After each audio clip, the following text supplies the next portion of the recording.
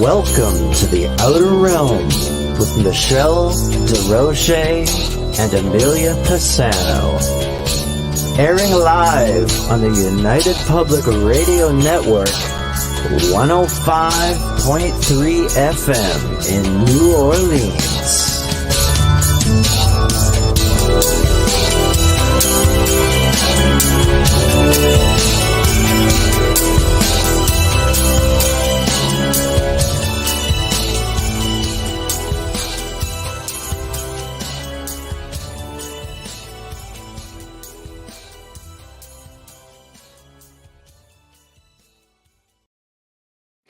Good evening, everyone. Welcome to the Wednesday night segment of The Outer Realm. We are broadcasting live on the United Public Radio Network, UFO Paranormal Radio Network, 105.3 from the Gulf Coast and 107.7 FM from New Orleans.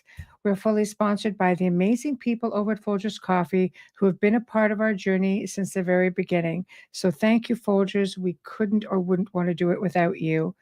Also, big thank you to Dr. Snick, the sonic surgeon, a.k.a. Justin Snicker, for his contribution of his time, his music, and his voice for the intro that you just heard. He's an award-winning composer of Halloween, horror, sci-fi, and dark wave electronic music, which can be found on all of your favorite streaming music platforms. Big thank you. We appreciate you so very much.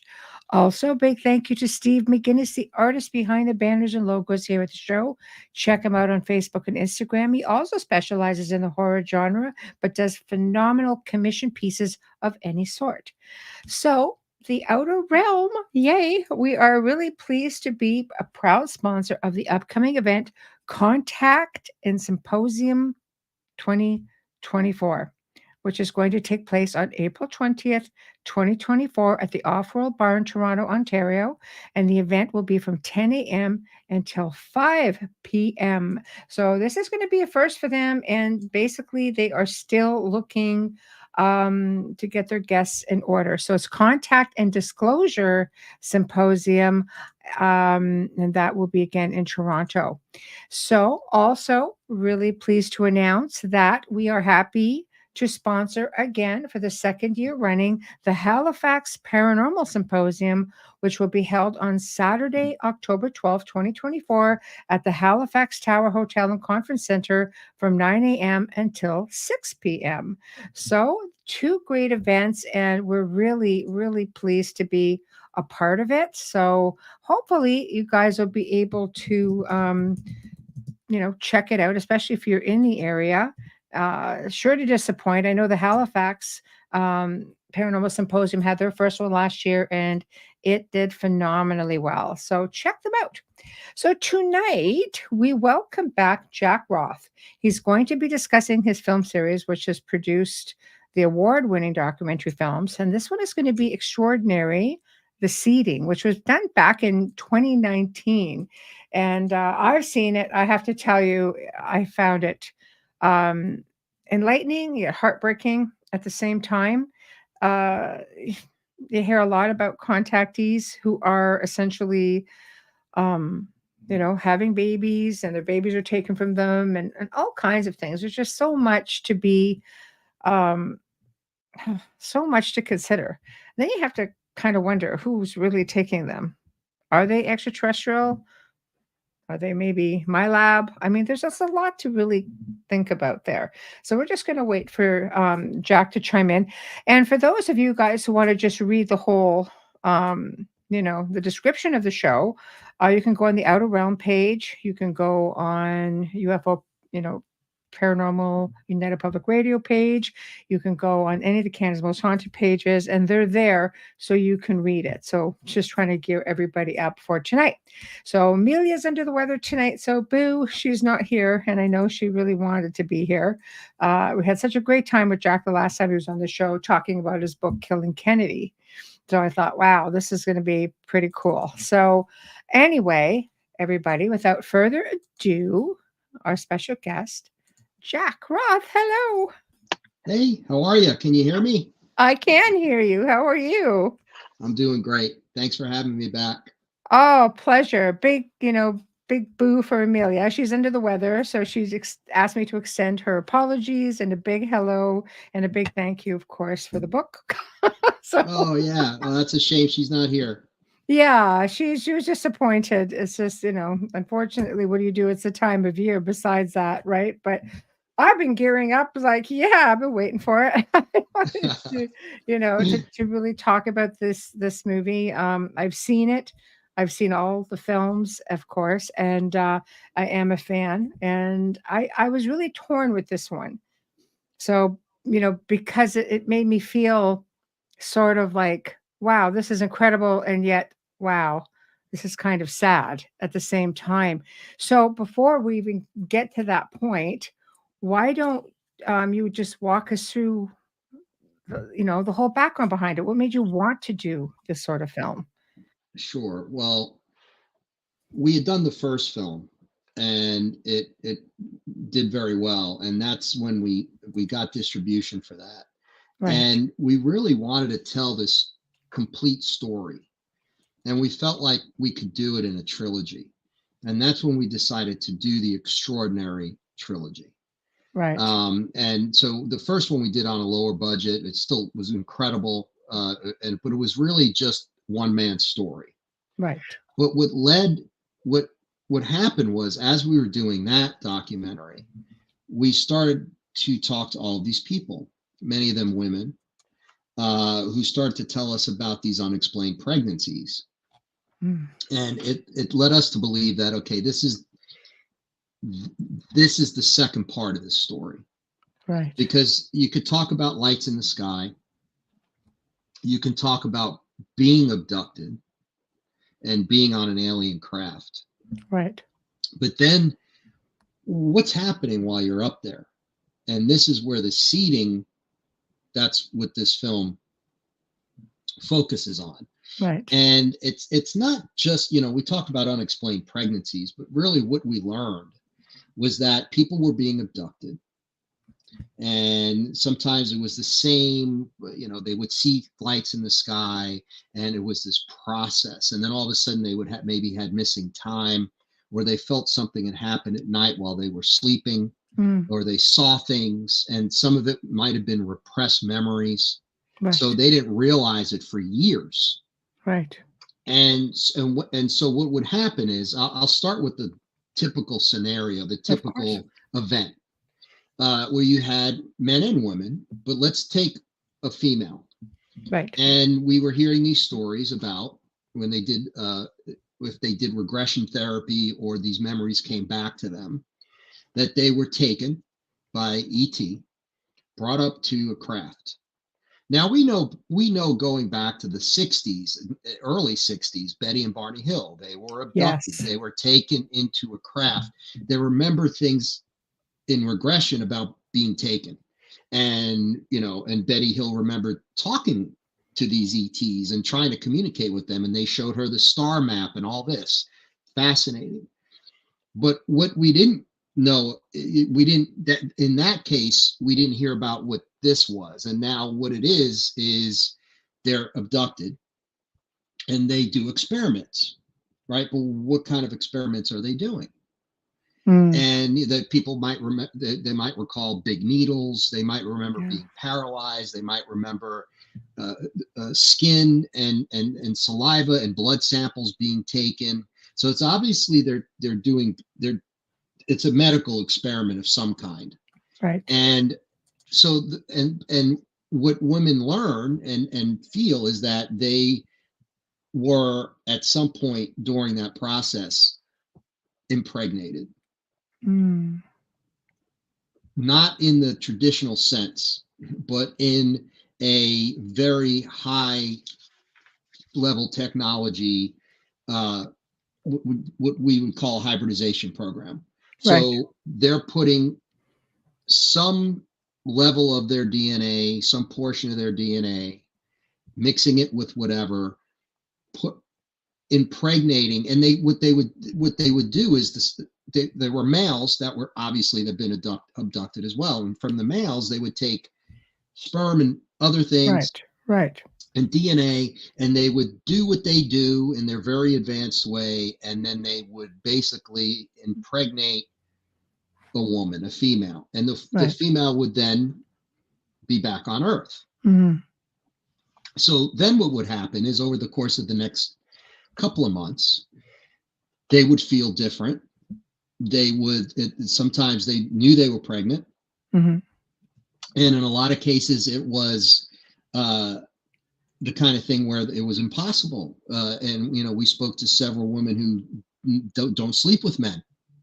Right. So they couldn't have been. How? Right. Right. So it's not like, oh, Yeah. well, oh, whoops, I forgot about that. Okay. But this was like, there was no way they could have gotten pregnant, yet they were pregnant. Right. Some went to doctors, and the doctors would do the tests and say, okay, you're pregnant. They do blood work or whatever. Mm-hmm. And, you know, your early stages pregnancy was, I would say, the first trimester. And then what would happen is at a certain point in time, still fairly early on, there would be an incubation period. Then they would be abducted again, and during that abduction, Mm-hmm. the fetus would be taken out of them. Mm-hmm. So the next morning they'd wake up with strange memories, or no memories, but feeling really weird and very strange, physically drained, blood on their pillows, blood on the bed, like weird, right? Something happened to them. Right. Yet now they know they're not pregnant anymore. And a lot of them went to doctors, and the doctor's like, you're not pregnant anymore. And with doctors, though, they think, well, you know, when you have a miscarriage, then your body absorbs the fetus. So, of course, for doctors, that's what they go with. Right. But these women know what happened to them. Right. And so then what winds up happening is, so now the fetus is back on these ships. Okay. And they continue to be incubated out of the woman's body, and they come to term. And at some point, usually later on, now it could be a couple years later, 5 years later, they're abducted again. And during this abduction, they meet their hybrid children. Right. And during that time, they bring out this little child, and it looks like a hybrid. It looks like huge, big eyes, almond shaped, right, very small features, usually reddish or or lighter, stringy hair. Obviously a hybrid. Right. And these children are incredibly intelligent, and they want the women, who are in essence their mothers, right, to mother them a little, hug them, stay with them, play with them.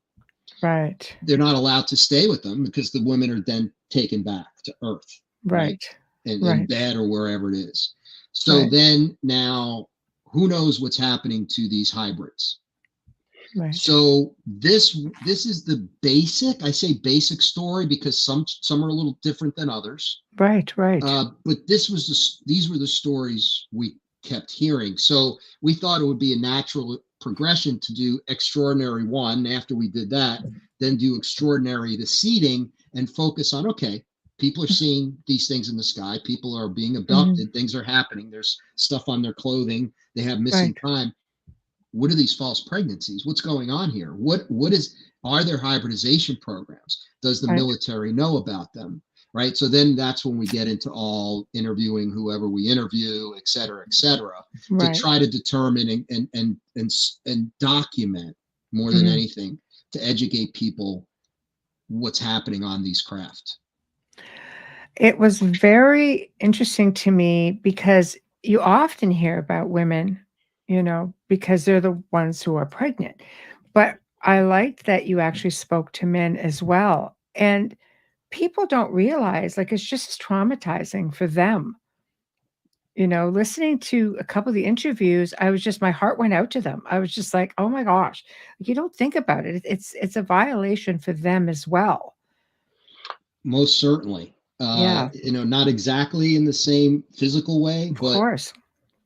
Anyone who's abducted, first of all, is abducted against their will, unless they get to the point where they're like, well, I decided, when I came into this life Yeah. that Yes. I was okay with being abducted. So Right. they actually agreed to that somehow. Right. I don't know how that works, Yeah. So but some kind of an agreement in place somewhere. agreement or something. But Yes. let's assume, let's just take it from this lifetime and say Okay. you're being abducted against your will, because Right. quite frankly, it's terrifying to people. For sure. Only after years and years of coming to terms with it are people like, yeah, yeah, it's good. I'm a starseed, Right. right? Right. Okay, but it took you years of going through trauma and post traumatic stress to get to that point. And that's what we were trying. This was by far the most emotional film we did. It was Wow. the most personal film we did. And it was because you had these people on camera. And like you said, Rob, the guy that we talked to, he went through hell. Right. And and had these abduction experiences, and then got sick and lost a ton of weight, and he didn't know what was happening to him, and he There's saw a all these. lot of weight. Yes. Yeah, he almost died. And Wow. so, but with the guys, they're doing, it's genetic testing, it's Yes. genetic engineering, it's genetic research, and their hybridization. It's very clear that they're creating hybrid children Mhm. from. Yeah. That's how we ended the first film. We ended the first film with, well, hybrid children. But then we kind of left it at that. And Right. then boom. And the second one was like, okay, what does this mean? What's going on here? Right. And the women in our film, first of all, the amount of courage it took. Oh, And yes. it like I said, it was emotional. I mean, interviewing them, and just talking to all these people. Hmm. But a lot, you're right, a lot of people who saw the film were, fascinating for sure. I mean, Hmm. we got that across the board, which was good. Hmm. And we're trying to educate people. And I think people, it was dark. These were not good experiences. I Hmm. said, well, these were people are telling us, like again, if we talk to somebody years later, and there were people who were like, well, you come to terms with it, right? Right. And you realize that you have these children, Right. more than one, by the way. And that's Right. another part of this, is not just, usually it's not just one child. It could be dozens. I mean, certainly more than one. Right. And it has to do with either, some people say blood type. I think DNA. I think it's got to go further than blood It's type. got I to be think a lineage of sorts as well. it has to be. It has Yes. to be, because these scientists, these ET scientists, and they're so far advanced than we are. Now, I Mhm. mean, when you think about it, though, what are we doing here?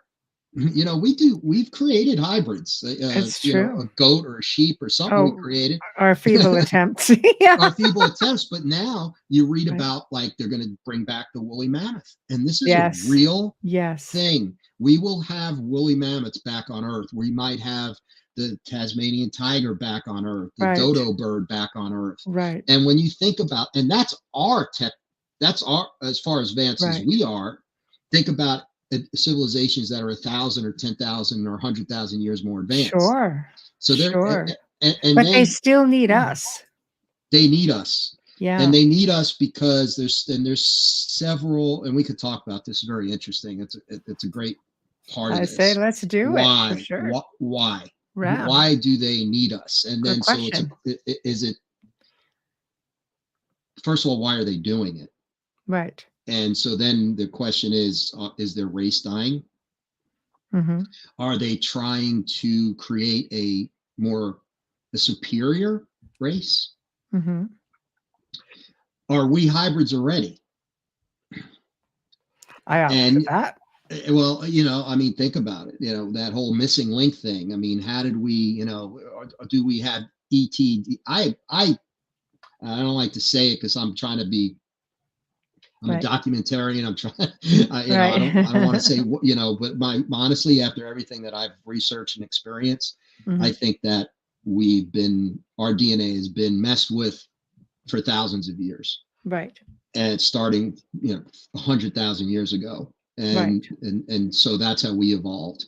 I And believe so that. we already have some of these traits. So, but the question is, so, and this is the thing that I love talking about. And I want to talk to you about what you think, because this is where it gets really cool.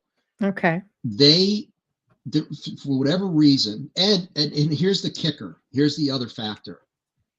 It's more than one ET race.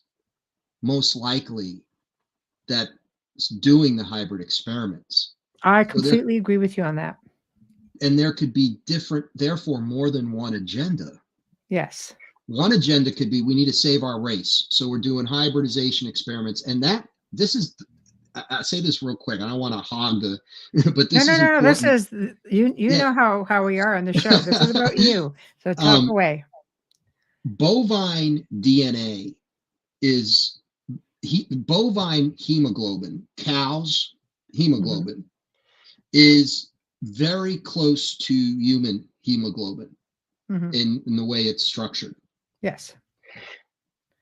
Why are cattle being mutilated all these years? People always wondered, why are they taking the sex organs and like the weirdest parts of the cow? It's not like a wolf eating a cow. The mutilation is they're taking all these certain Well, some people sexual believe that organs. might be my lab too, though, with the Well, mutilations. Yeah. it could, and there's some very strong belief in that it's co-op. So in other words, the military at least is working with one or more of these races. Yes. And it's an agreement. Right. So they're like, okay, listen, you can do this to our people. You give us technology in return, and we'll both benefit from the research. So because people have seen men in military, they not only see alien greys or reptilians or they're seeing whatever, humanoids as well. They're seeing humans in military uniforms. So that's a big part of it. So with all this, right? So we're throwing all of this at people. But it's all real. It's all true. It's all what people have experienced, and it's very, very emotional and very real. So what is it? Right. You know? Right. I'm on the fence because there is a strong belief that my lab has a hand in a lot of this as well, like taking their own people. Because when I look at, for example, some of the techniques used, like putting big needles through your belly button, which is something we do here today, I would personally think that they would be more advanced. But maybe in my mind is with Star Trek. There we go. It's done. Maybe I'm way too far ahead of myself in my mind with what I think it should be like. I just find some of the techniques very primitive. So that's how I'm thinking, okay, could it be them? Could it be, like you say, a blend? I don't know. But I know that it's something very real that's happening because people are traumatized. And yet some people, which brings me just to one question that Dolly actually had when we go back for a quick minute, just before we get too far ahead. I thought this was a great question. How many of these people considered this not to be an abduction? Like going back to this agreement, did you interview anyone that went, yeah, we made an agreement, I agreed to this. This isn't an abduction for me, I agreed to this? Or is this something that came after where they realized, no, because it's intrusive? Did you find anybody who was pretty nonchalant about this? Yeah, it's very intrusive and very harrowing and very traumatic. And again, it's only well after the fact that some people come to terms with it. And if they go through a spiritual transformation because of it, and they maybe get regressed a couple of times, and maybe they learn, or they become more aware of the fact that this was meant to happen. That before I reincarnated into this body, I agreed this was an agreement. Just like soul groups agree to do certain things or try to do certain things in a lifetime, which I believe is true. And so, but the question becomes, okay, if that's fine. But normally when it's first happening, they have no clue, so their people are just mortified. They think they're losing their minds. It's got to be the worst thing, one of the worst things in the world to experience when you're going through it. Right. A two-part question. How many of these women had medical proof, like with respect to, seeing a doctor? And then I can give you a little short story after that one, after the question. Yeah. So a lot of times it's because it's all takes place usually within the first trimester. So for example, was like, woke up, knew I was pregnant. And then if they went to the doctor and were pregnant, but then by the time, that's why the doctors are always like, well, you had a miscarriage. and there were all the Right. signs of kind of a miscarriage, and you absorb the fetus, which your body does. Right. And I don't blame doctors for saying this, because does happen. And how are they going to know any different? You're going to throw something really far out there. It's Right. like, Yeah, exactly. what? Right. So all they're seeing Right. are the is what's the aftermath, if you will, Right. of, okay, you're not pregnant anymore, and there's okay, it looks like, yeah, Right. it didn't work out for you. Right. And some doctors, though, because we talked to some women who were like, well, the doctor was in the doctor's office was like, that's not normal. What happened to you? Something happened to you. What happened to you? And the Right. doctor would be like, what happened to you? Because what I'm seeing here makes no sense whatsoever. But you'll never get a doctor, Right. to a working physician, Right. right, who's still a physician to Right. come Right. on camera and say that. So, I mean, Right. certainly doctors like Dr. Lear, who's taking implants out of people's bodies, and that's what he does. But this is something that your gynecologist isn't going to come on camera and talk about it. Right. I work with many, last 20 years, I've worked with a lot of different families and areas of high strangeness and paranormal, and at least half of them had extraterrestrial contact as well. In one case, obviously, I can't say who, but I know she won't mind me saying this much because she does want people to be educated. But she spent most of her adult life thinking she could not get pregnant, and she adopted a child. And the doctor basically looked at her upon examination and said, "You've had many children." She's like, "What?" He goes, "No." He goes, "You have all the scar tissue. Like, you have everything here. Like, you have definitely had children." And she's, of course, a contactee as well. So I think there are some signs, for sure. Miscarriages, you think you'd find something. It absorbs, but it's one heck of a mess without being graphic. I mean, you miscarry, you were going to know you miscarried, right? So Right. I don't know, but question coming back. Heather, hi, Heather. Can ETs look like regular people walking among us? Like hybrids. Let's get into the hybrids. They could just look like maybe me or Dolly. So she's a hybrid. So Yeah. Sometimes think Heather's a hybrid. yeah. Hi, Heather. Yeah. So, listen, and I notice here what she's saying too is a really great point, and that's something we wanted to do in this film, is get rid of the stigma. You know what I mean? We wanted people to watch this and know they weren't alone. Right. And we actually have numbers and contact info at the end of the film for support groups, for just this type of thing, Right. for regression therapy, for so people can reach out to these people who do this work. Right. And they dedicate their lives to doing this work and helping people, to help people. Right. So if you go to a support group, like any support group, it's going to make you feel better because you're not alone anymore.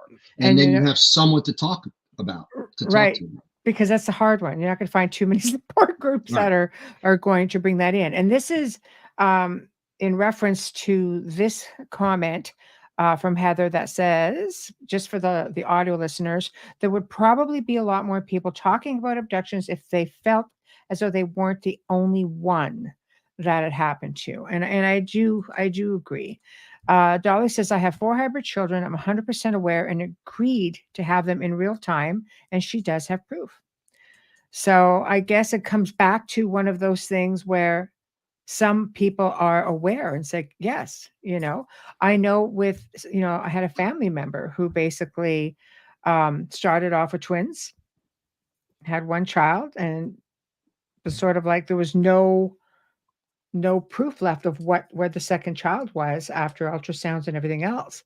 But we know in the family that it's a bloodline thing, and there are, we are contactees and experiencers. I mean, even saying abductee isn't something that we really use a whole lot, because I do believe that we agree to do this to a certain point. It just sucks that we're not really allowed to remember it and why they like to mess with us that way. So right, there are a lot of nuances to that. And what Yeah. we did find that it is multi-generational, Right. and that Yes. it's not, my grandmother, they had these Yes. strange experiences. So it has to do with the DNA.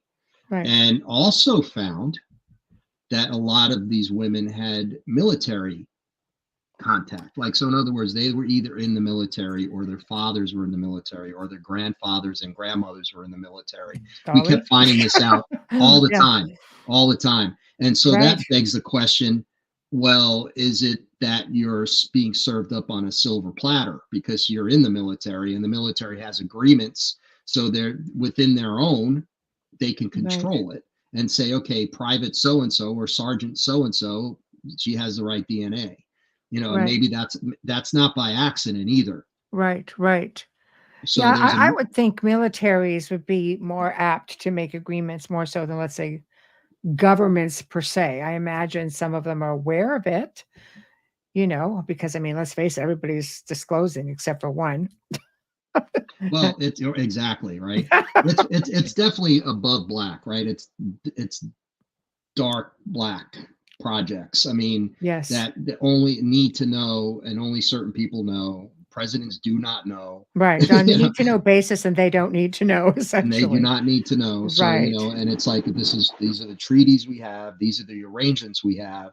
Right. And I think there's more than one. So I think that when I would ask people that their experience is very real to the way they experienced it.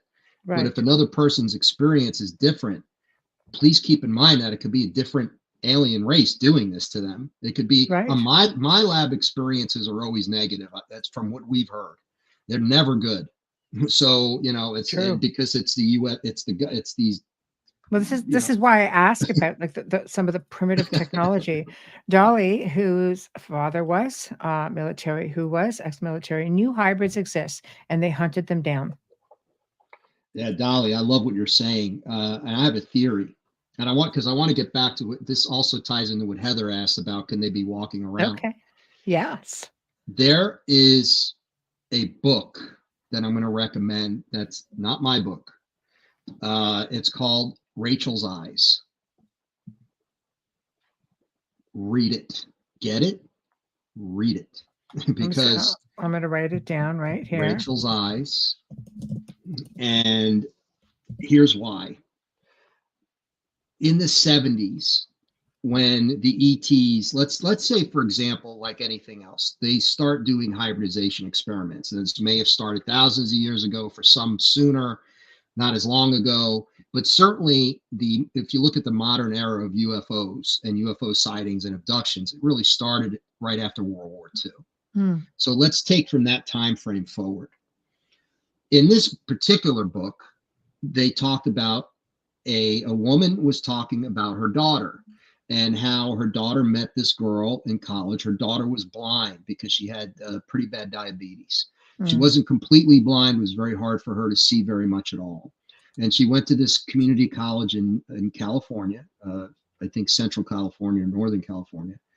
And she had a roommate, and she got, this roommate was, whatever, given to her, right? Because she was looking for a roommate, and her name was Rachel.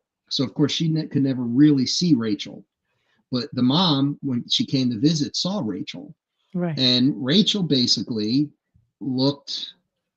did not quite look human. So in other words, there was something obviously not 100% human about her. She had huge eyes. She had what I told you, like the hair that was like red and stringy. Right. And it was very difficult for her to communicate. She had to have these guys would come once a month and bring her food, and her daughter could not eat that food. You cannot eat it, don't touch it. Right. So she had to have special food brought in by these guys in suits. Right. And it turns out that there was a military, this colonel, who was this Rachel's handler, if you will. Right. Yes. And he raised her as she was something to do with she was in a crashed UFO or something. She was from a hybrid experiment or something. So they took her and she lived in an underground base. But what they wanted, she was an experiment. What they wanted to do was teach her from very young to be like, can you fit in? So in the 1970s, think about it, our government working with other ETs, can they fit into society? Rachel was an experiment. Right. But she didn't fit in. In the end, she was too unlike human. So absolutely. Just in her appearance alone. Yes. And if you see, so, and I would have loved to have met her, and she was a sweet thing. Mm-hmm. It's the saddest story I've ever read, because what wound up happening is they took her back underground, and because she was no longer useful, apparently some military guys just threw her down a flight of steps, or down a staircase, and killed her. And it was absolutely devastating. Right. And so, but what I think is, over time, it's gotten better and better.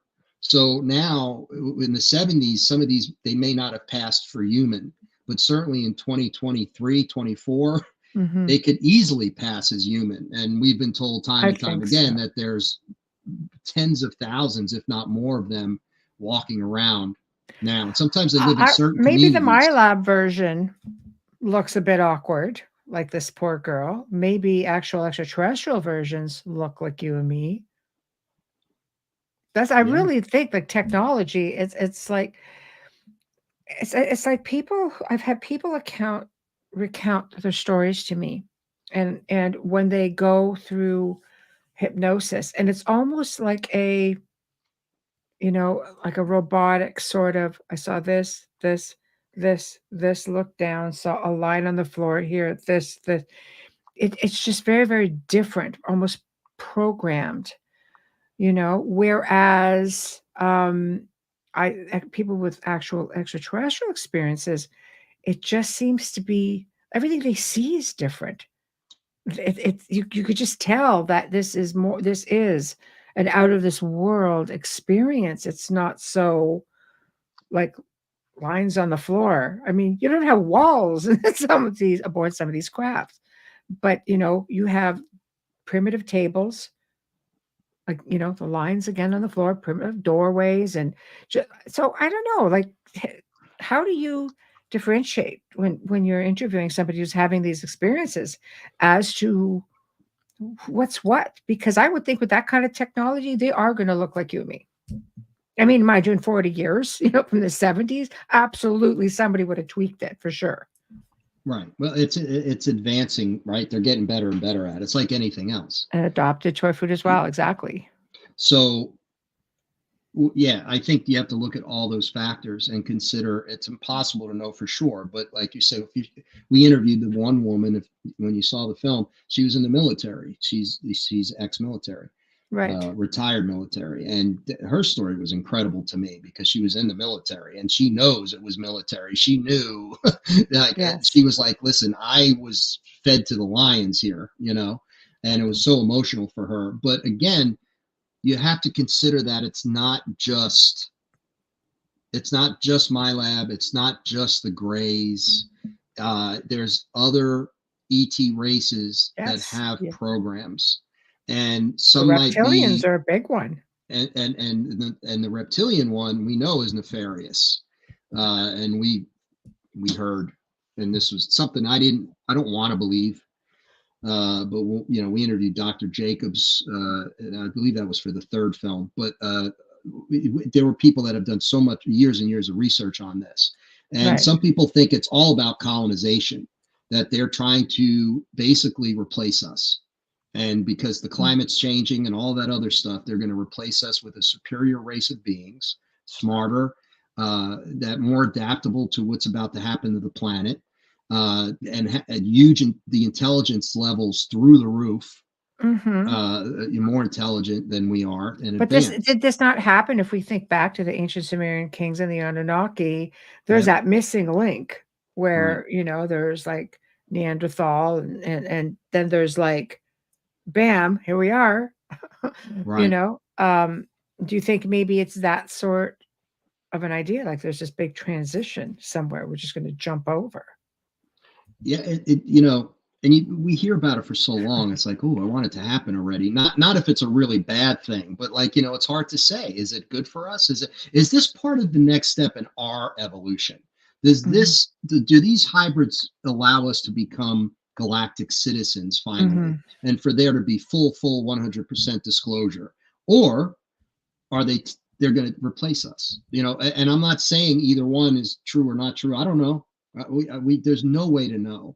And it's difficult because it's not only so now not only is it emotionally personally for all these people, but as a human race we're like, what's going on here? Why is this happening? Right. So it becomes really there's probably not many more important topics to discuss. Right. Wayne says, might not be a bad idea given the state of the world that we humans have managed to ruin. Maybe, I mean, I don't know.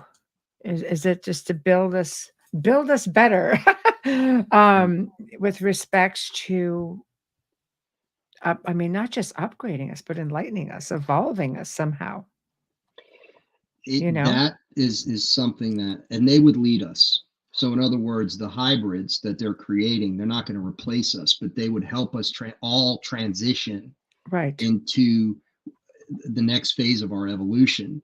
And part of what we've seen and heard with some of these hybrid children is that they can phase in and out dimensionally, which is something that obviously we can't do here in our current state.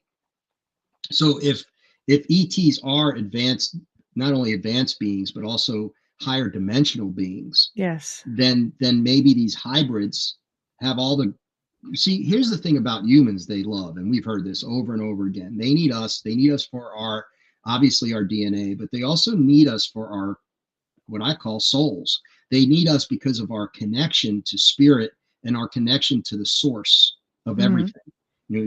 I call it God, call it whatever you want. The source of everything that ties everything together in the universe.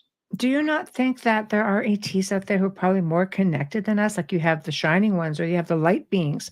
Light beings are just so far out there that they're just completely enlightened beings. They are. Yes. I just sort of wonder. I mean, I won't say all of them, because some of them are they just seem like, I don't know. When you're a destructive race, how can you be connected, Exactly. And that's what it comes down to. I think of the Arcturians, and they're so advanced and spiritual, or even the Pleiadians.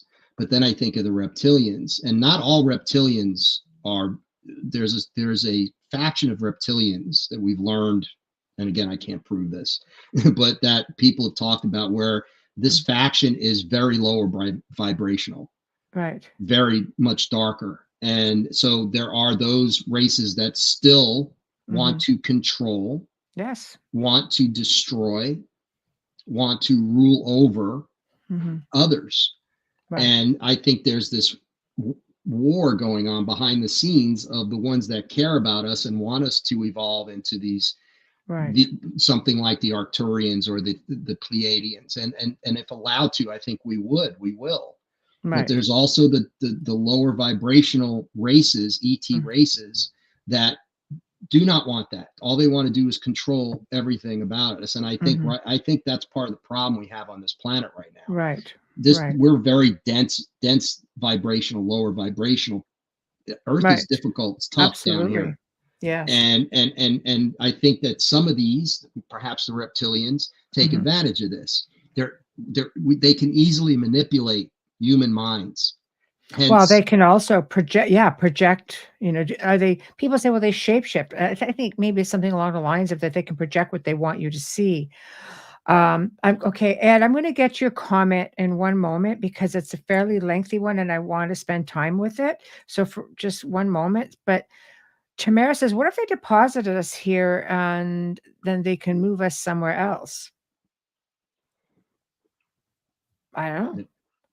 A lot of people think this is like total school or jail. Well, what was the movie? A zoo. Not the recent, but they had, obviously the Alien series, and then it was Prometheus. Right. Yes. So in Prometheus, at the beginning of Prometheus, It's exactly what they're doing. And he has that vial, he drinks it, Yes. his body falls into the river, and it's all genetic mutation. Everything he Yes. basically deconstructs, right? So it's like, what are they creating? What are they trying to create? Right. So yeah, maybe they all along they've been preparing us to get. We could be Mhm. one big experiment, which is so hard for all of us to accept, and that's cognitive Well, dissonance, right? We how don't many want to people say believe we that, live in a matrix and this is all created for us? right? I mean, I don't know. Okay, Ed. Now I'm going to back up a minute because Ed had made some comments earlier. He was talking about a show, Baby Lab, Ecto Lab in Japan, starting 2025, growing babies. Okay, I just wanted to get that before we come into this one. It's a big one. Okay, so to back up what y'all are talking about, they have created a lab in Japan that is to rectify the defects in our genetics, grow babies from a time of 9 months. So at fertile through to 9 months in incubators, allowing the parents to see the growth of their cell phones. Japan's always like ahead of the game with some of their little techie stuff like that. They can choose the genetics of the babies, eyes, ears, height, weight, and can zero out defects in the genetics. So then he continues on. Yeah, he agrees with you. So I don't know. What are your thoughts on that? You want me to put it back up for you there? That's a great comment, and that's what I'm saying. We already have the technology and the wherewithal to do these things. So think about what they're doing behind the scenes. And what I mean by that is not out in the public, that we don't know about this lab, right? Or we know about this lab, or we Mhm, know about I was just looking online. It's a company. It's this huge, it's a research organization, all mhm. PhDs, and they're going to bring back the mammoth. And this is Right. what they're doing. And it's beautiful because they're saying that the mammoth actually will help global warming. Bringing back the mammoth will make a big difference in helping to stop global warming and reverse things. And to some of these animals that are missing, that Mhm. are extinct, really were Put them helpful with back. that. It's Yeah. amazing. Just absolutely fascinating. I And love science. I'm all about like this sort of technology as long as it's not, manhandled, so to speak. Chris says Earth is the bottom of the basement in the cosmic scheme of things. We are heavy physical beings. Our journey is learning at the base level, and you are not wrong. Um, it says, look at what this is. This started 70 years ago. Kind of scary that genetics have returned. Yeah. Not wrong. I mean, it's scary and I mean, how long have 70 years? I think I mean, if ET's been doing that, we know ET has been following bloodlines. I know mine is one of them, 100%. I've got all kinds of stories that go back in my family. But we know this is been talked about for decades. So we know that they're doing this. It's a matter of when did my lab step in? I'm thinking more along the lines since the war, since, engineering, knowing what the Nazis have been doing, bringing over their scientists, things like that. It's not necessarily back engineering. Maybe it is just technology taken from the Nazi regime back in the day. I think that's very possibly a thing. And I would love that, Ed. Thank you. Um, Do you think we're living in the age of Kali Yuga, an age of blackness, the last age of the cycle of existence that talks about Hinduism? yeah, from a spiritual standpoint, there's a lot to be said here because it is all part of that evolution, and it's part of our spiritual evolution. Because I agree with that. We are in a very dense, dark. We come here to learn, and it's a very, very, very difficult classroom. Look at it that way. You're in a classroom, you're learning, and it's ridiculously tough, Right. because humans by nature are so flawed. And then we're living in this dense. Then you have our dense brains and our egos that Yes. go against our what our higher self, our spirits would do. So we're constantly fighting in our own heads. Do we do the right thing? Do we do the wrong thing? And a lot of times humans just do the wrong thing Hmm. because of ego, right? Because of greed, because of money, because of, whatever, for whatever reason. So it's incredibly difficult to always do the right thing. It's very hard, and I do agree with that. And I think part of all of this, it all ties into that, because is there that next step?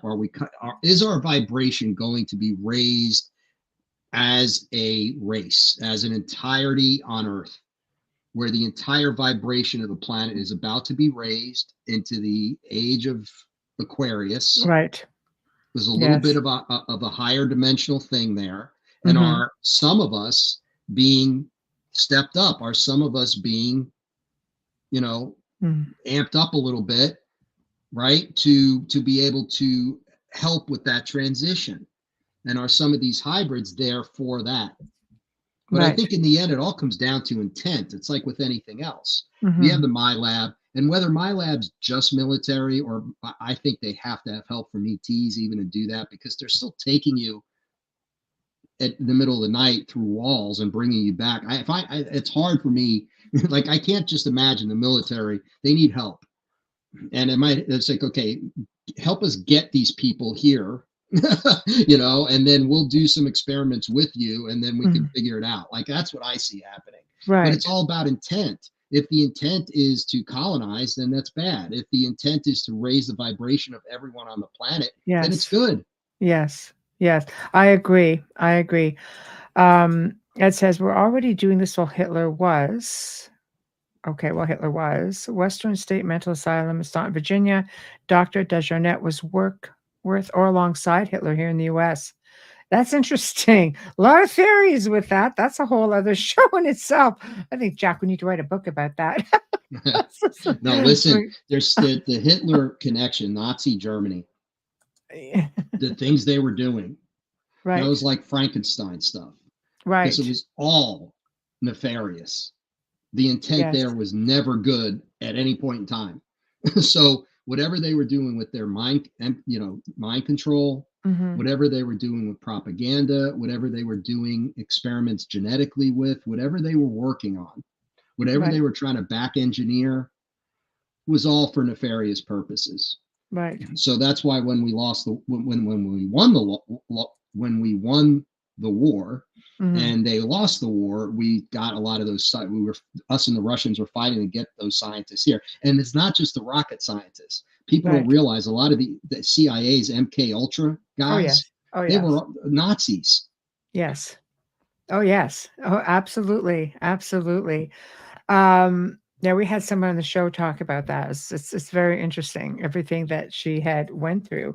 And yes, continues today by all governments.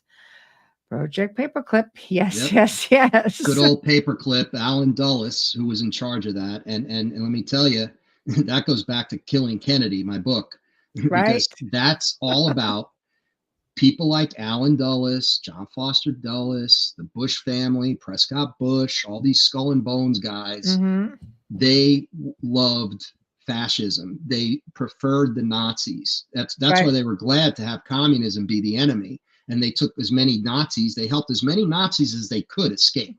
It wasn't just Werner von Braun. Right. And people need to understand, like Nazi war criminals, they helped escape. Right. So that you guys had to go check out the first show that Jack did with us, and we talk a lot about all of this. It wasn't just so much just the Kennedy thing. So go seek it out. I'll actually feature it on YouTube so you guys could find it very easily, because it was like a fantastic segment as well. So getting back then to interviewing these people, are some of these people still, like, is this still happening to them even today? A lot of people are lifetime abductees. Yes. And or there's a period of time. And that could be, and this is one of the trends in this, is that when women are fertile, yes, they could start being abducted and being prepared at an incredibly young age. Like, they could be being abducted at 6 years old just to start collecting their DNA. Then when they're fertile later on, and not to freak people out. So when they're 18 and older, from the ET standpoint. Then all of a sudden these false pregnancies start, and then they continue, and then eventually they're visiting their kids, and their kids are 10 years old, 12 years old, 15 years old, and then it stops. Now there might be communication with some people. It's like I still speak to them. When I meditate, I can do it. They still take me and they show me stuff. Absolutely, depending on, I think, which hybridization program they're part of. So so yeah, it tends to be during that fertile, when that most fertile period for women, and same for men. When they're fairly young and good health, and like super sperm, basically. Yeah. Basically, yeah. Right. Exactly. Right. Exactly. Yes. Backtracking a minute, says my dad said we didn't win the war, that the Nazis in the long run may have actually achieved the agenda. I agree. I agree as well. A real quick point on that. I love Ed's comments. I know. And because I listen, the Fourth Reich exists. It's just in the cover of darkness. They did achieve a lot of their agenda, because we in our country right now, we're fighting to keep democracy alive. Right. And I don't know what's going to happen, but there are a lot of fascists out there that, and they gained a foothold in South America. They were an insidious bunch that did not go away easily. And because we had a lot here in the United States who believed in fascism and preferred it. Right. Everybody, the powerful people don't want to give up their power. No. But they want to keep it going as long as possible. Dolly said her last hybrid was at 58 years. Wow. Dads are a champion, Dolly. Good Lord. I would say, did you ever see your hybrids?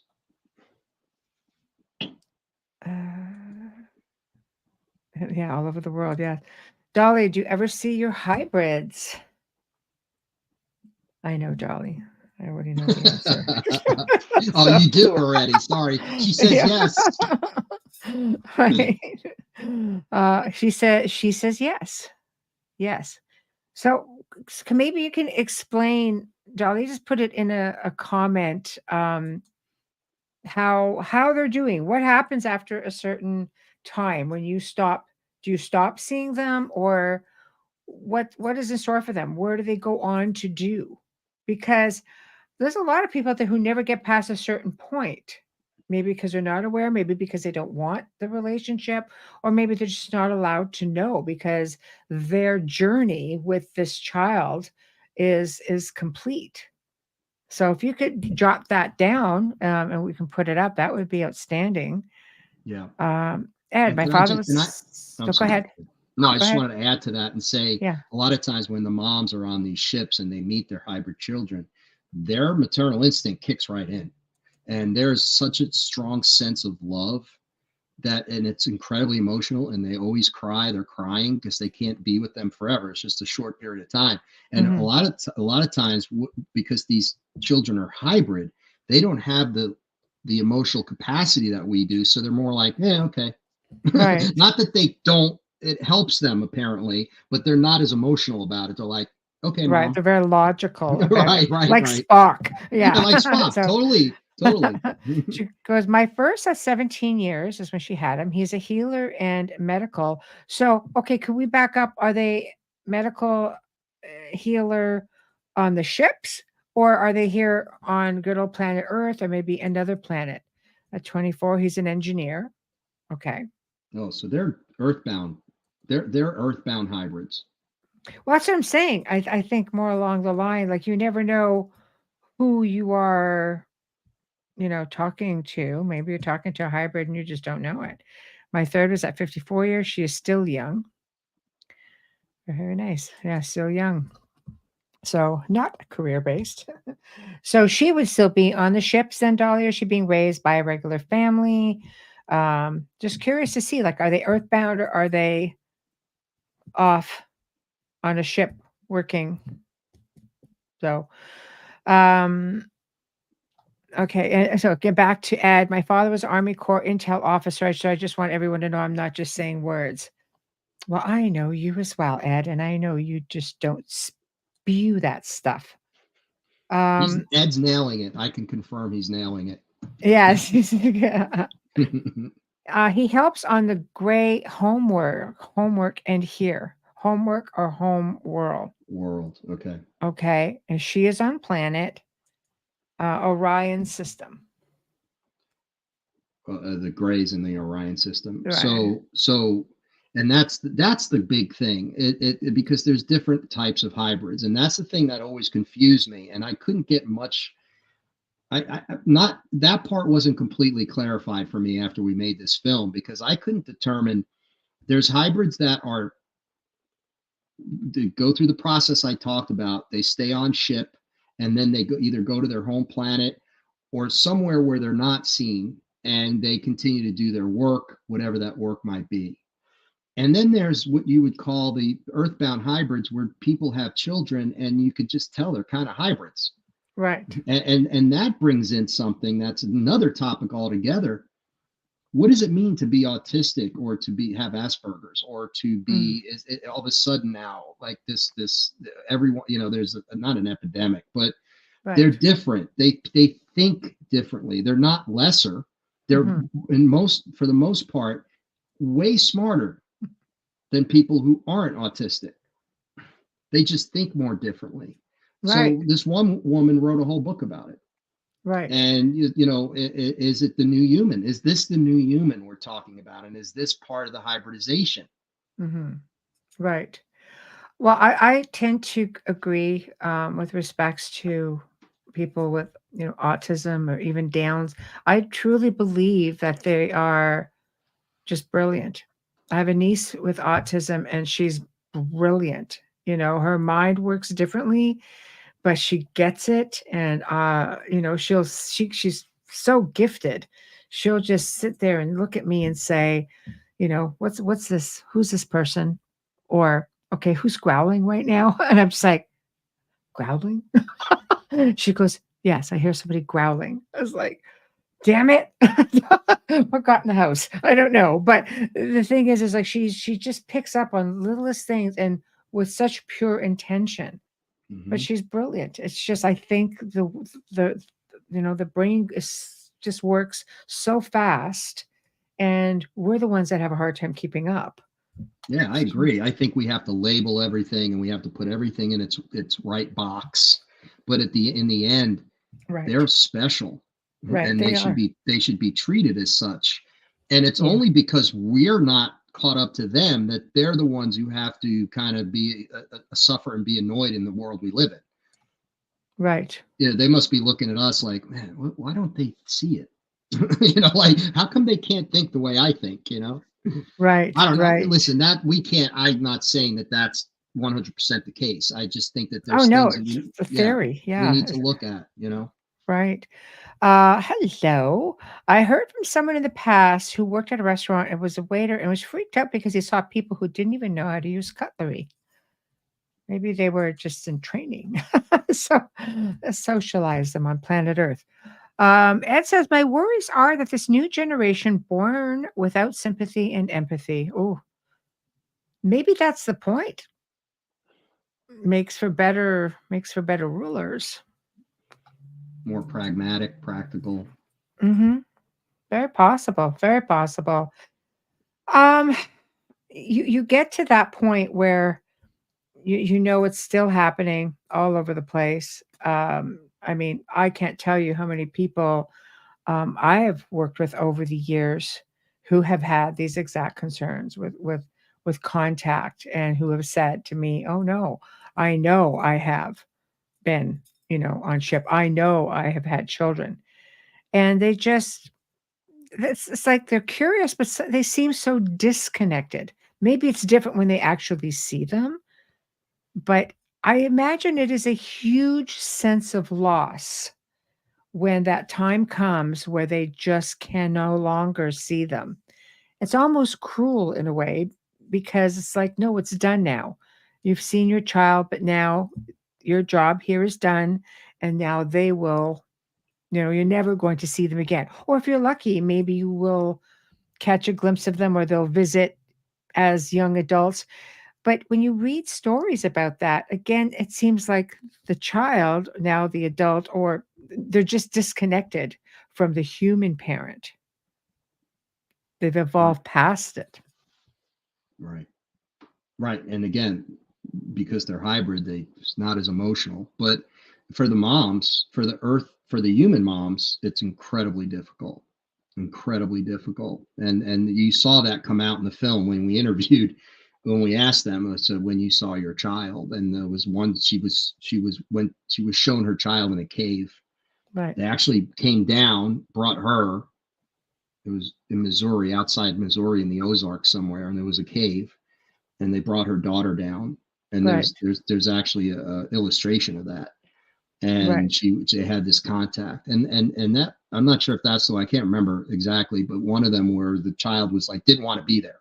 It's like, what am I doing here? And the ET's like, you're here to meet your biological mother, and so Mm. do it. And then she seemed annoyed at first, and then the mom was like, oh my God, but the mom felt all this love, Mm-hmm. and then the child wasn't really feeling it the same way. And Mm-hmm. that's like the stuff that, whatever they're doing, there's some collateral damage here that needs to be discussed. And that's why, like, I get that some people, and it's love and light, and I get that, I totally do, Mm-hmm. but it's not the same experience for everyone. Right. If you're capable of saying, I agree to this, I'm good, this has changed my life for the better, that's great. But I can tell you right now, there are people who have suffered immensely, who have committed suicide, who cannot handle this. Right. So that's why, for me, it's like, well, there's something fundamentally wrong with abduction against Mm. one's will. Very And intrusive. it's incredibly intrusive, and Mm-hmm. it totally destroys your paradigm Mm. of everything that you thought was real is now no longer real. And there's a Mm-hmm. new reality that you're faced with, that 99.9% of the human population is going to make fun of you if you bring it up. Right. Right. So I refuse to buy into it's all love and light, because that's not all good. It's just not all good. Right. And so it's like you have to be held accountable. It's like Mm. a means to an end, right? If it's any means to an end, that's not right. But and so if they might be thinking, well, totally logically, like, we're doing this is why we're doing it, it's all for the good.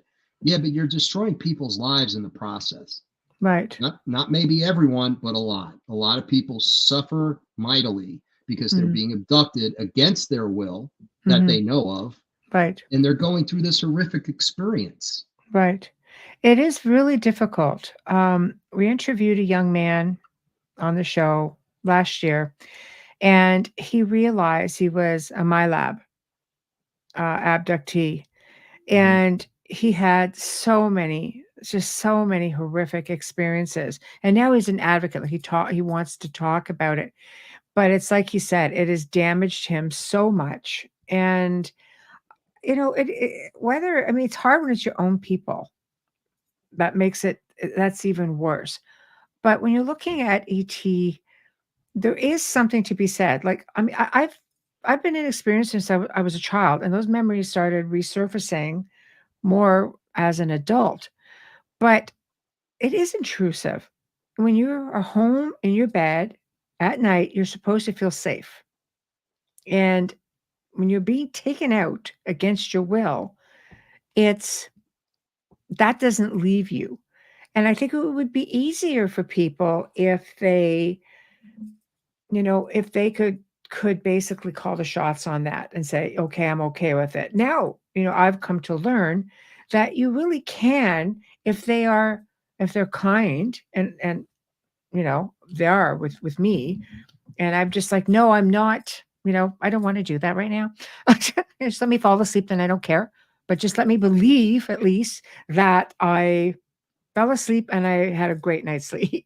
And I wake up exhausted, so I know I've been somewhere. But the thing is they are respectful, and they do just leave when I don't want them to be there.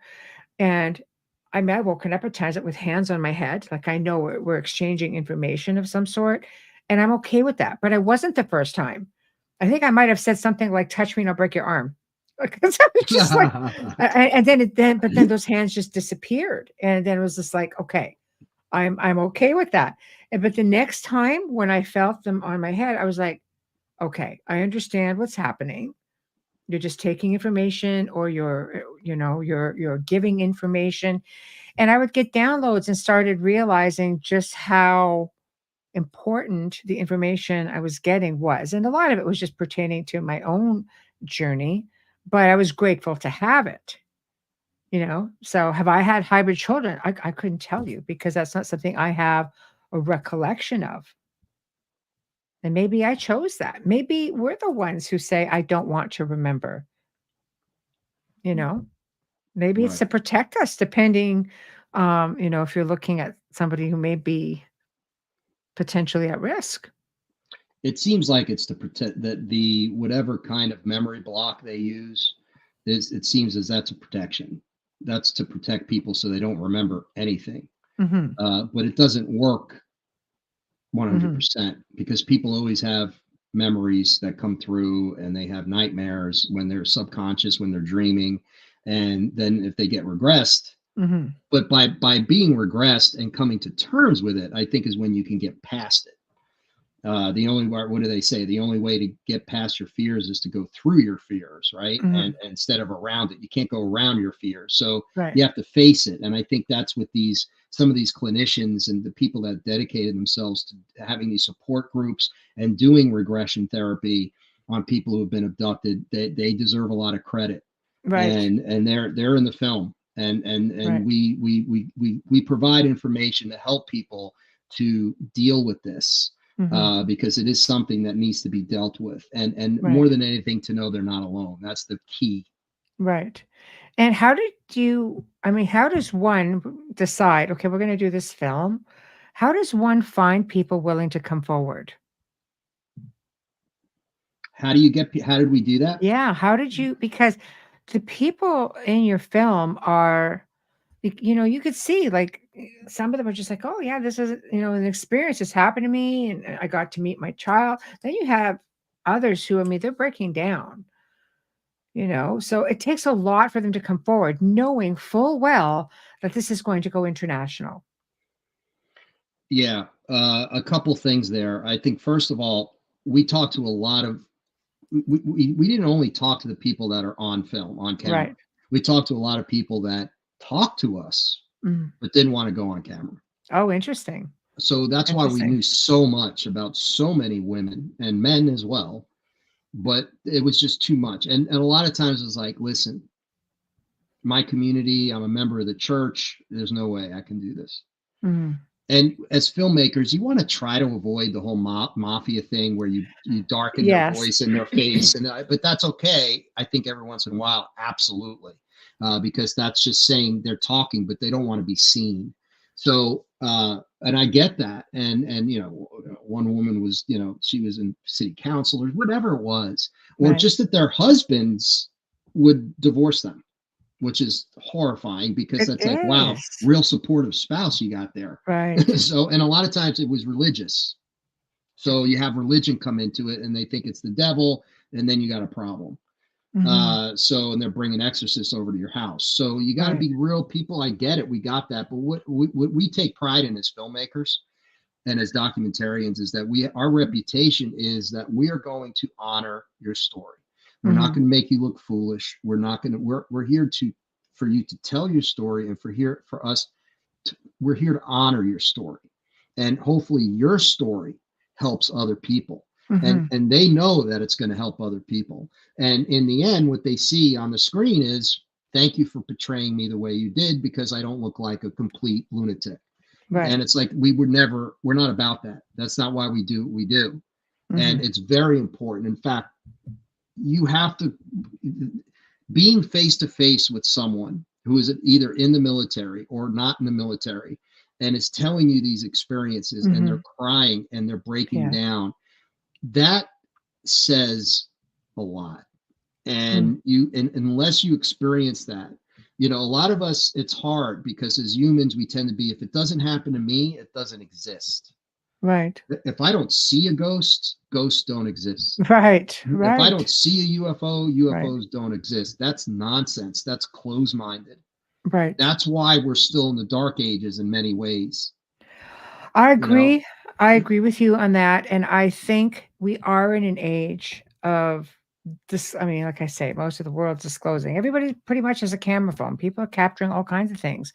Things are going on, and I think it's good to be, to have a clear mind about the possibility that we're not alone, and we don't want to think about it's hard enough for some people, for example, to believe that, okay, yes, there are extraterrestrials here. Well, I mean, there's terrestrial beings that have been here long before us. There's proof of that with out of place artifacts and ancient sites, and things are surfacing. There's so much underwater, that's just been swallowed up. I mean, God, we've got like at least two continents that we know where they are. We know the civilizations there. So there are a lot of different areas that show that ET has been here. And ancient cultures worked with the people from the stars. And you look at those from like the Hopi, for example, we're like, no, they're underground. There's the reptilian people have even helped. There's history of the people of Peru and Brazil where they were helped through cataclysmic events, helped by reptilians who took them underground and educated them and helped them to survive and evolve. And so there are phenomenal stories about this through ancient times.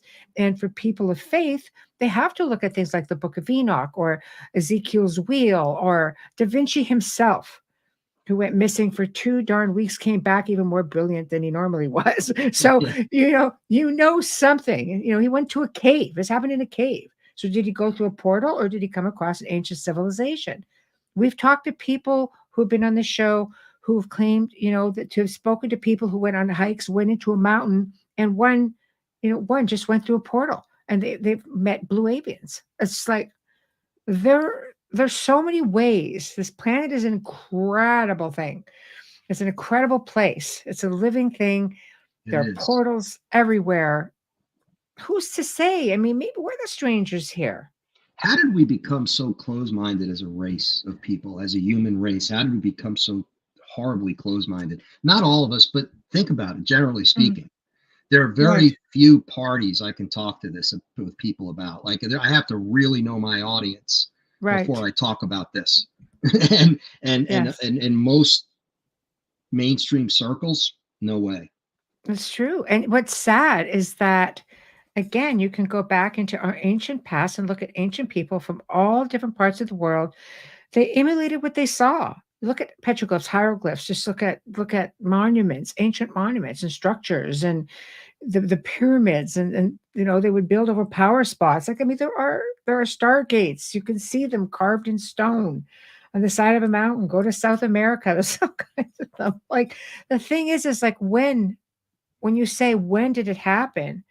I don't know. Did it happen during Roswell? Did it happen after, like in the 40s? Seems to be a really big turning point Yeah. somewhere in there. I think it's because we dropped the bomb.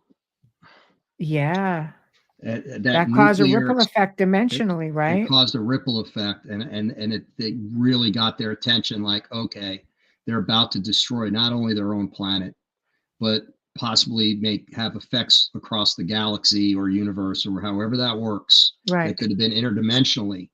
Could be wormholes that it affects, and it affects right, their travel routes. right, Like so they listen. Think about what happened after that, in the 40s and 50s and 60s during the Cold War, where all of these nuclear missile sites were being monitored by UFOs, and the missiles were being like they were affecting the missiles. So these UFOs would show up. They would mm, make the missiles inoperable, right, right. and Yes, as if to tell us, you're not going to destroy your planet. Earth is too important. So right, grow up. right, And I honestly, I'm a human being, but I'm the first one to say we need to grow up. right. I always say we don't play well in the sandbox with Oh, others. terrible. I mean, Michelle, honestly, you can do an entire show on how human nature ties in all this. We talked about that with Kennedy. Yes. Like who would do such a thing? Why are men, and I say men because with that it was all men. It's usually all men. And why are they so horrible? What is we've been treating each other horrifically Mm. since the beginning of mankind. Not wrong. And if you think about it, pre-religion per se, I mean, I think maybe Christian religion, but it's one of the newer religions. When you're getting into the ancient ones, a lot of them believed in the goddess. And women are just so much more, yes, shouldn't fear the divine feminine. Exactly. Yes. See, that's what it was. We're emotional, nurturing creatures, females. And women are, Mars and Venus, and they're the hunter gatherers, and they're the protectors, and they're the controllers, and religion. If you think about the true message of Jesus, if you go back, let's forget what religion you believe in, et cetera, et cetera. If you go down to the basics of what what Jesus Christ was trying to teach, it was very simple, very simple. It was about love, Right. and there was really nothing, and Just love. understanding and having empathy. All these, Yes. that's it. All it was. It was when, and so when he died, that's when, and Mary Magdalene was a major part of his ministry. Yes. And I believe, probably upset some people, but she was most definitely his wife. Right. So let's make that very clear here. She was not a prostitute. No. Well, even the church has come out and said, no, that was false information. Yeah. They vindicated her that way. She came from a very well-to-do family, and so did he. Royalty. They were royalty. They People were, don't and realize so that. Mary's family was royalty, and so is Jesus's family royalty when it comes back from David. I mean, it only made sense that two royal houses would somehow come together. But people have their beliefs, and I think that's it should be. We should all have our beliefs. We should all draw inner strength from something that gives us, peace, that empowers us. But it's so important not to lose ourselves in an institution of any sort. It's important that we hold on to that childlike mentality of wonderment, of just looking at something and going, if? What if it's true? What if? Wouldn't it be wonderful? I think we've just been taught to fear what we don't see, what we can't explain, or no one has seen the creator. No one has seen source, but we believe it's there. We know that there's something there, that there's something greater. Right. Source, know. The ancients were so much more connected to spirit and source than we are now. We're so disconnected, and that's why so many of us suffer from depression, anxiety, these other things, because we are disconnected. We're disconnected from each other. We're disconnected from source. We're disconnected from Mother Earth, right? Which is a living, breathing thing. Right. The earliest Christian religion, or the people that followed Jesus's ministry, the Cathars. Think about that. Yes, going back which to France. came from the Essenes. Correct. And who are the Essenes, Jack? Who are the Essenes? Stemmed from the Gnostics, but the Essenes, Jesus, Mary Magdalene, right, Mother Mary, her mother Anna, right, and the women had even more prominent roles in their society than men did, and it was all about balance, yin yang. Divine feminine was incredibly important. Yes. And Earth was part of that. Mother Earth was part of that. Sophia. Right. And what did the Catholic Church do to the Cathars? They wiped them out. Yes. I mean, we're getting off. I don't mean to get off topic. I'm sorry. but it's true. It's true. I mean, we have to go back. I mean, it all stems from Gnosticism.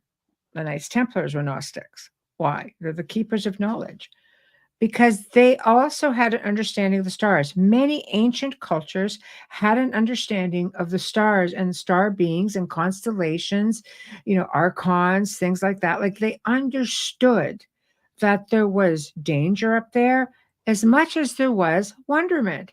And I think it's important to remember that Gnosticism was. I mean, people call it a religion. I don't know that it was a religion. I think it was really just a way of life, much like Druidism and paganism, and and a lot of these ancient ways just sort of got swallowed up, and it's like anything, in all fairness, whether it's a religion or whether it's an invading army. You invade an area and you take the good parts and you blend it in with your own to make the people that you're conquering feel more comfortable, and you just tweak it a little bit, so it's a bit of everything. But the church did keep the best of everything, and there's so much knowledge that has been kept from us.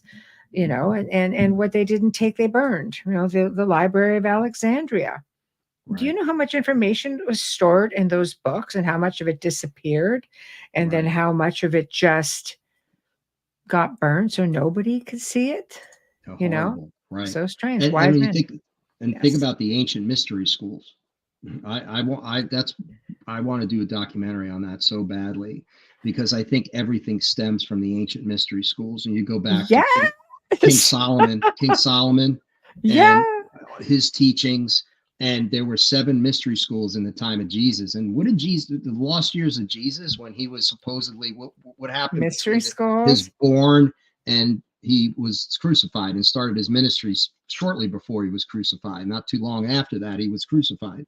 What happened all those years, the lost years of Jesus? He was going to all these mystery schools, and you have to be invited to mystery schools. Back then, you had to be invited. And how were you invited? You were royal. You had to have royalty.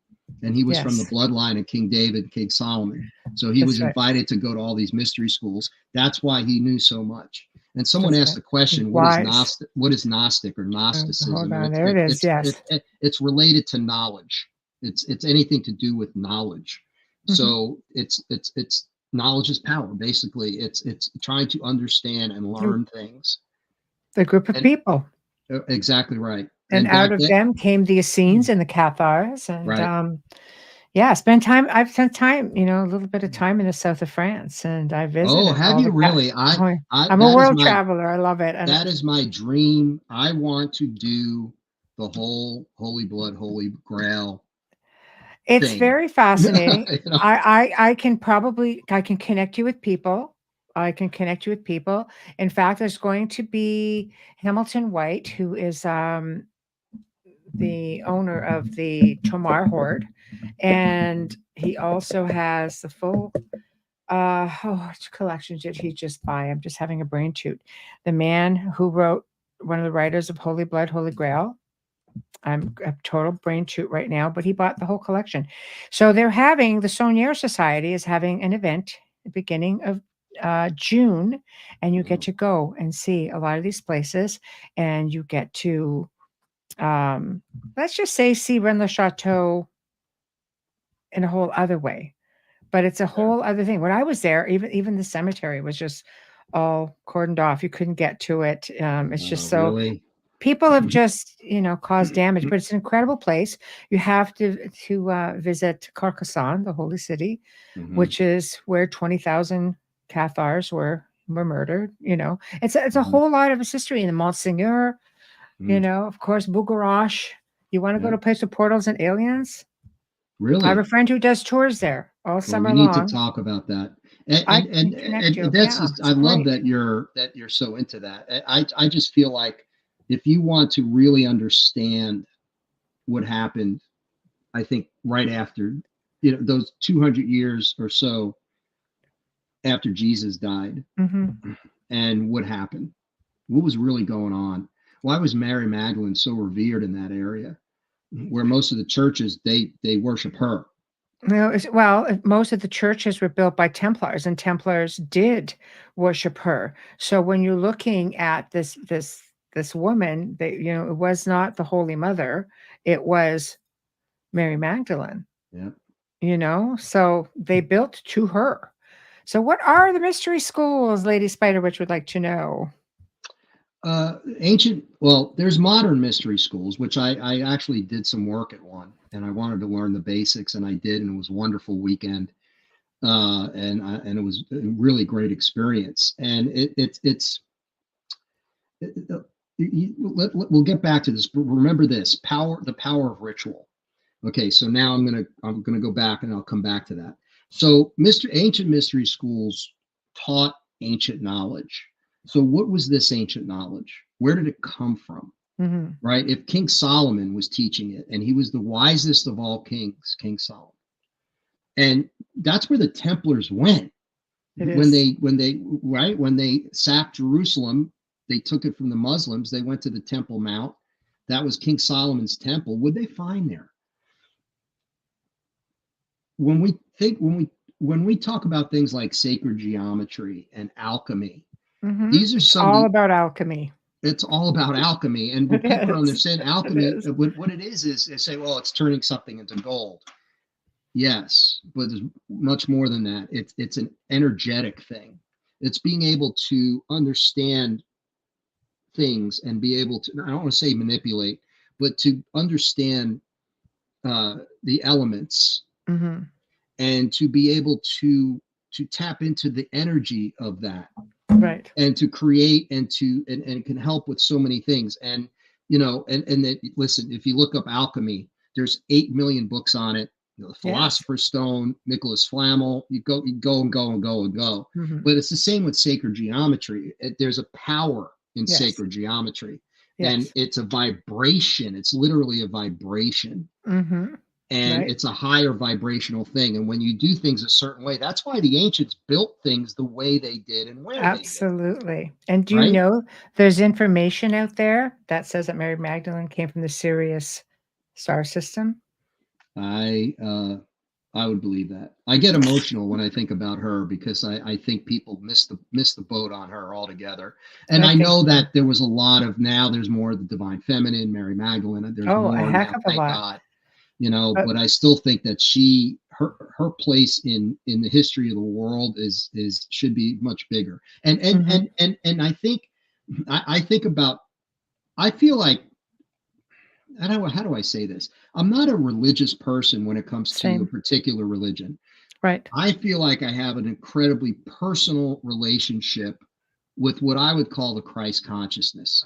Right. And you know what I'm talking about. I It's not do. about going to a church I and do. tithing and obeying all their laws. I That's have to connect you with people who I yes, mean, I because do. that's the last Yes. thing Jesus wanted. Yes. He talked about that. He talked about, like, the worst thing in the world was money.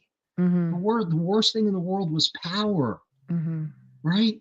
When he went to the Well, high hey, temple and he sacked the market. That he tells you right sacked the there. market, Yeah. and Well, let me tell you something. There were no single Jewish guys his age back then. You got married. You got we did. married. And Mary Well, there's a Magdalene was his strong wife. belief that the engagement party where he turned water to wine was his own.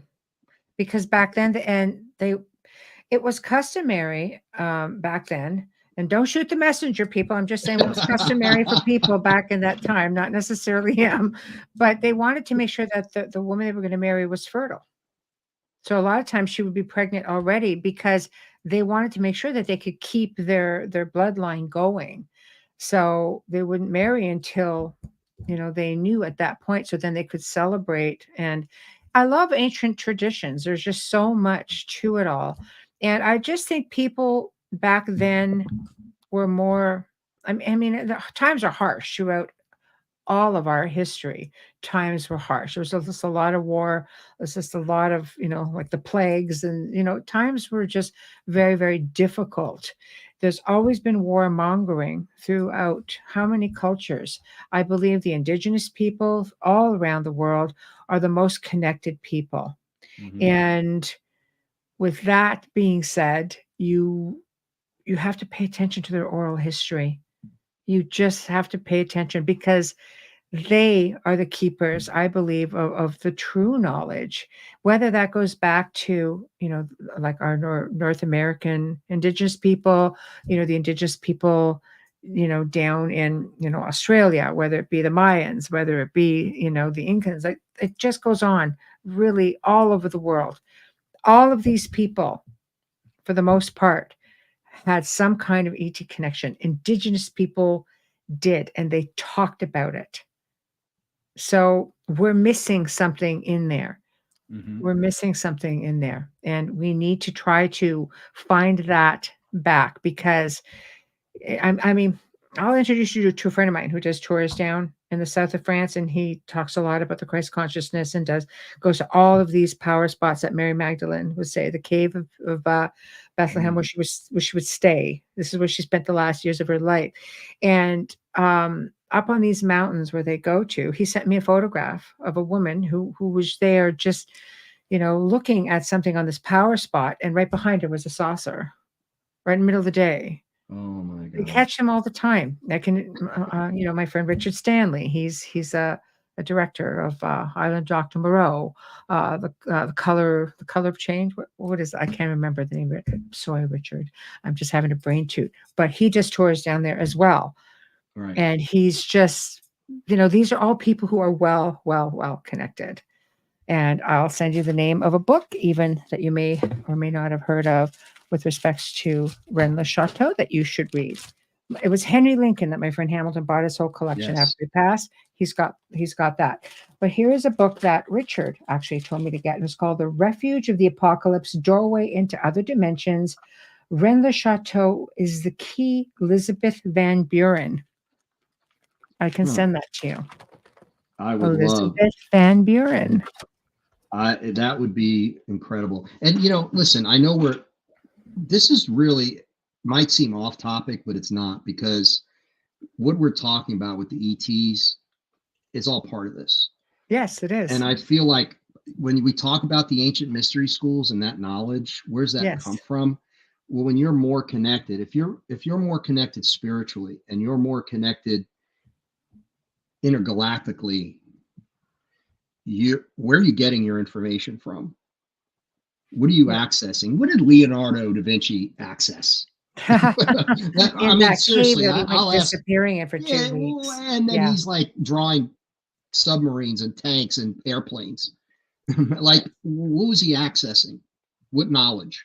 And where did it come from? Right. So what are we talking about here? And how are the ETs? We don't know yet what our connection to ETs is. If we're already part of this galactic, we have that ET DNA, and we're just part of all of it. It's in our DNA. It's in our very essence. Whether or not, we don't know yet if we're going to become galactic citizens one day, because we don't know if we'll get our, together enough to be allowed into the galactic neighborhood, so to speak. But there, in everything we're talking about, there's an ET element to it. There's an ET presence there. And so when we talk now about hybridization, it's like, Michelle, you said, well, how long has this been going on? Yeah, we can talk about the modern era of UFOs because we know so much more about it. Photos and eyewitness testimony from the 40s forward. But what happened during the Christ time? Where was Mary Magdalene from? Why was Jesus? How can you do all these things? She was said to have been, if you can find some research, she was said to have been from the Sirius star system. There's even a book that claims that they came from what was called a dragon line. And people automatically sit there and say, dragons, oh, this is evil, it's Satan. No, it was actually knowledge. Right. It was actually knowledge. Is what that was. Right. We've twisted things today. Yeah. So you can go in and you can research that part of it. But like Enoch was aboard a ship, and he would allegedly, if you read it and you really read it, really read it, you'll see that he was a donor. We'll say donor to the cause of hybridization. It's out there. So when we say, how far does it go back? Well, read the book of Enoch and you'll see that he was, instrumental in that part of it too. So are we looking at it the wrong way, Jack? Are we looking at it like maybe like we're being victimized because and let's face it, if people think it's against their will, you're a victim. But should we look at it maybe as, okay, maybe this is a privilege thing? Are they helping us here? Maybe we're the ones that they want to help evolve. Maybe it has nothing to do with them. You could be walking among hybrids. Well, I know we're walking among hybrids that look like you and me. Right. Again, I think that the reason why this is difficult to pinpoint is because there are more than one agendas going on. Yes. And if you have more than more than one ET agenda, Yes. forget about the human agenda, which there are plenty of those, but the ET agendas, if you're Pleiadian or you're Arcturian or you're one of these very highly evolved species, higher dimensional, higher vibrational, then of course you want to help humanity because you've been past all the other stuff. You're beyond ego, you're beyond control, you're beyond all of that. You understand what it's all about. Right. But if you're, and I want to preface this, not all reptilians. There was a point in time I didn't believe in reptilians at all. I just couldn't wrap my head around it. Right. And then a couple things happened, and then I was like, oh, okay.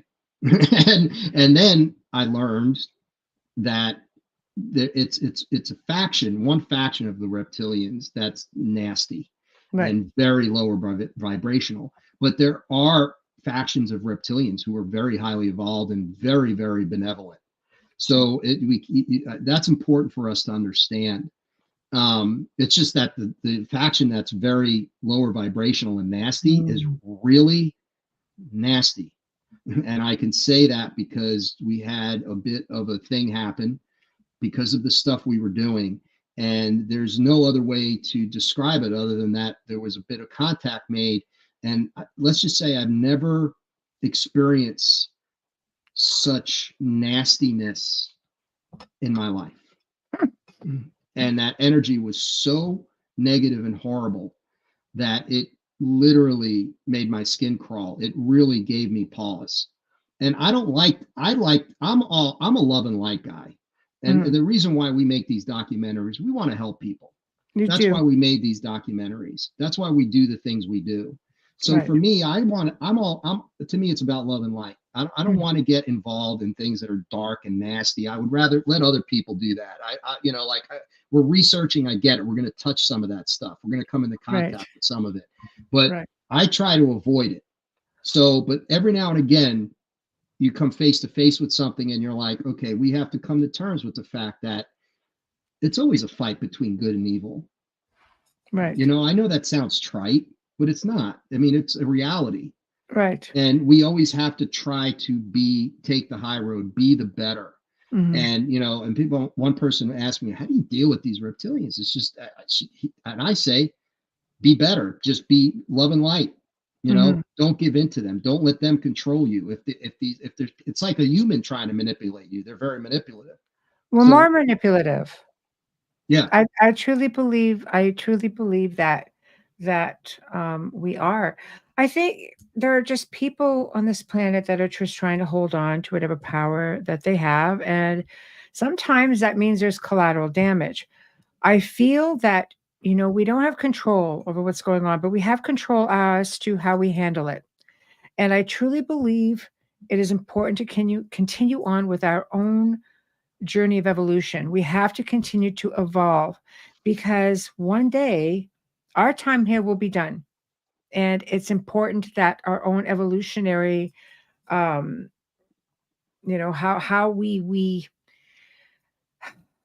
treat others, how we basically treat ourselves. I mean, some people are pretty hard on ourselves, but we need to work a lot of that stuff out. And when you find inner peace and you learn how to leave your baggage behind, I think you will evolve and you will transcend someplace even more incredible. The journey continues, and we don't know that the journey doesn't continue with extraterrestrials or terrestrial beings who are already here on another planet. It doesn't mean we always reincarnate here.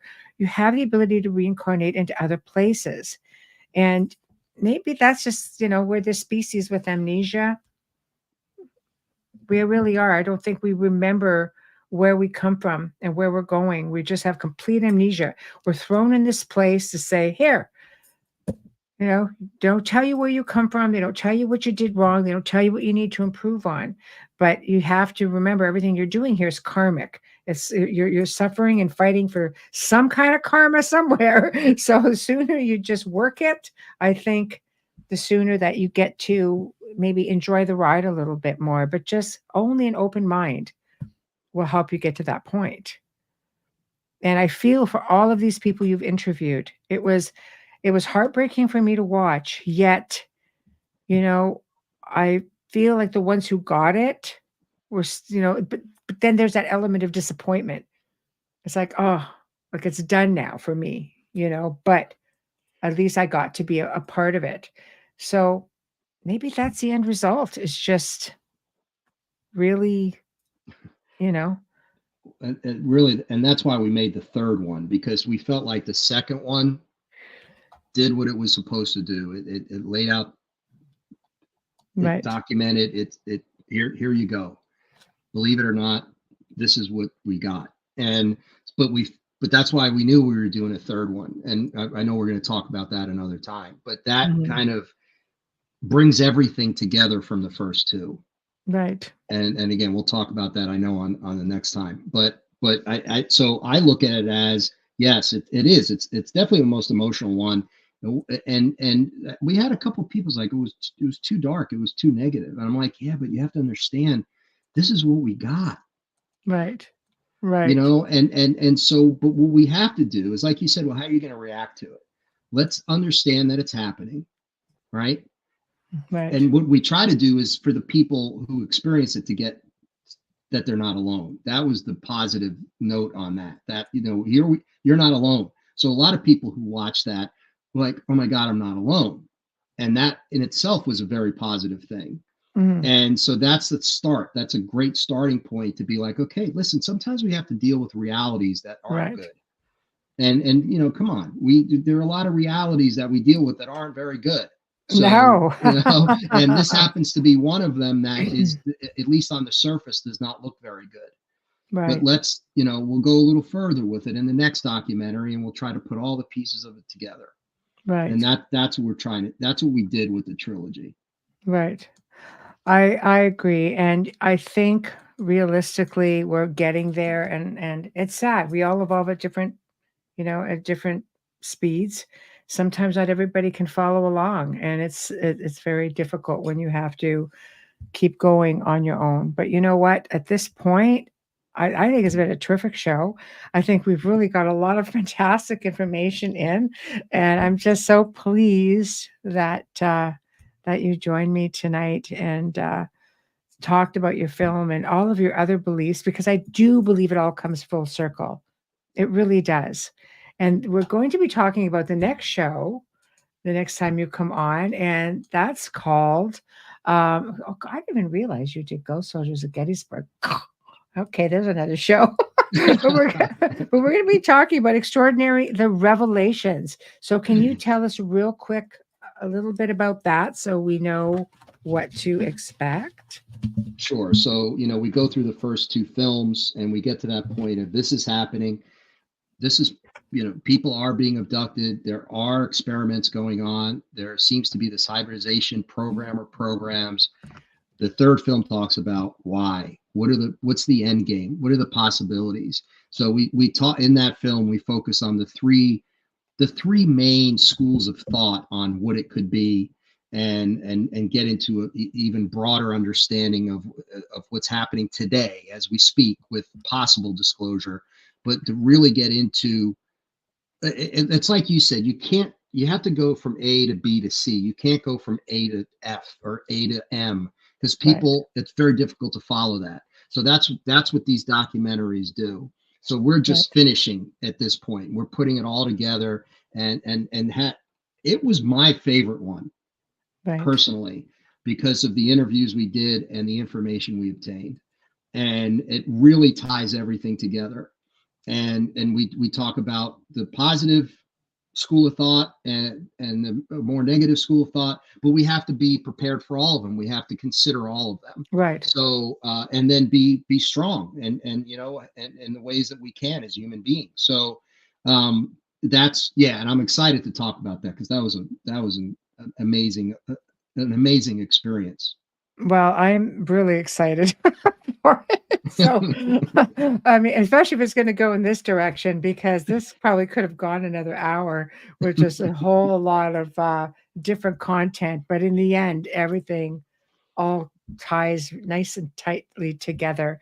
So thank you for joining me and us this evening. And you will hear from me, and I have a bit of an idea. So I will be in touch with you, and I want to connect you up with a bunch of people as well, because I think it will take you on that other path that you were talking about tonight. I'm really excited about that. Thank you for that. And again, thank you for having me on. I love our conversations. This is just so much fun. Thank you. I agree. It's not like you could just turn around and say, "Oh, hey, by the way," to most people. They kind of looking at you like, "All right." So this was great. Thank you so much. Thank you. Thanks, Michelle. You're welcome. Take care. All right. Bye-bye. Bye-bye now. Well, we've come to the end of another fantastic segment here on the Outer Realm. Big thank you to Jack Roth for joining us this evening. Big thank you to everybody in chat. Give yourselves a big kudos and take a bow, because you guys are just fantastic as always. So thank you, thank you. Tomorrow night it'll be a pre-record because my guest Mark Ollie is in the UK. And okay, this is going to be a bit of a tight one. So if anybody has any questions they want me to ask, because it's a pre-record, just send them to me.